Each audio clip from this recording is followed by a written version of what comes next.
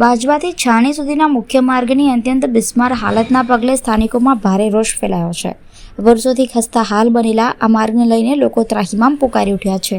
સ્થાનિક રહેવાસીઓએ ગત રાત્રે ચક્કાજામ કરી માર્ગ પર ઉતરી વિરોધ પ્રદર્શન કર્યું હતું. સ્થાનિકોનું કહેવું છે કે અંદાજે 50 વર્ષ અગાઉ બનાવવામાં આવેલો આ રોડ આજે ભારધારી વાહનોની ભારે અવરજવરના કારણે સંપૂર્ણપણે બિસ્માર થઈ ગયો છે. રોડ પર ખાડા, ઉખડેલો ડામર અને ધૂળ કાદવથી વાહન ચાલકો તેમજ રાહદારીઓ ભારે હાલાકી ભોગવી રહ્યા છે. તેમ છતાં જવાબદાર નેતાઓ અને તંત્ર દ્વારા ફક્ત વચનો સિવાય જમીની સ્તરે કોઈ કામગીરી થતી નથી તેવો આક્ષેપ સ્થાનિકોએ કર્યો છે. આ માર્ગ માટે આરસીસી રોડ મંજૂર થયું હોવાનું કહેવાઈ રહ્યું છે. હજુ સુધી તેની કામગીરી શરૂ ન થતાં નારાજગી વધી છે. વારંવાર રજૂઆતો કરવા છતાં કોઈ નિરાકરણ ન આવતા લોકોએ વિરોધનો માર્ગ અપનાવ્યો હતો.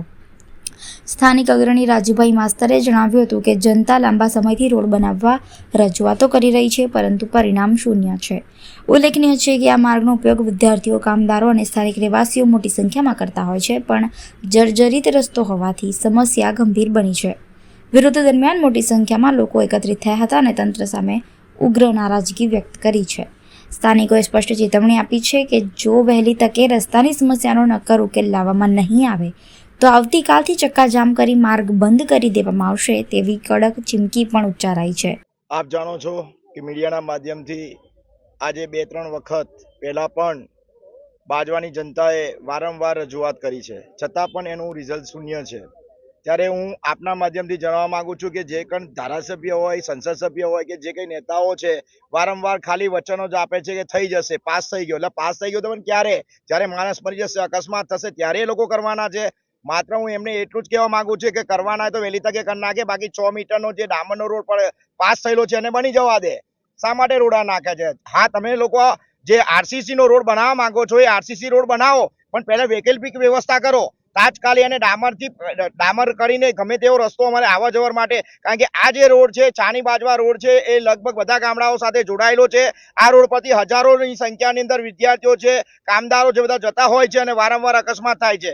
જેથી કરીને આવી લોલીપોપ આપવાનું બંધ કરી દે અને વહેલી તકે આનું નિરાકરણ લાવે, નહીં તો આનાથી ચક્કાજામ કરીને કાલથી બિલકુલ રોડ બંધ કરી દેવામાં આવશે. માન્ય ધારાસભ્યશ્રીએ કીધું કે પાસ થઈ ગયું. અમારે વચ્ચે અમારા પ્રિય મિત્ર કાનાજીએ જ કીધું હતું કે આરસીસી રોડ મંજૂર થઈ ગયો છે, પણ મને તો ક્યાંય દેખાતું નથી. કારણ કે 25 તારીખથી કોર્પોરેશન ડિઝોલ્વ થવાનું છે અને ઇલેક્શન ડિક્લેર થશે. એટલે ઇલેક્શન થશે એટલે 6 મહિના સુધી આરસીસી રોડ ક્યાંય મને દેખાતો નથી.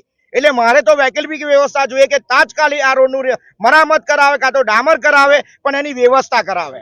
અત્યારે ધારાસભ્ય એટલે આજે જે બાજવા સુધી લાગે છે, વાઘોડિયા 136 ધારાસભ્ય લાગે છે, ત્યાર પછી તે સયાજીગંજ વિધાનસભાના ધારાસભ્ય લાગે છે, એટલે 2 ધારાસભ્ય લાગે છે અને સંસદે લાગે છે.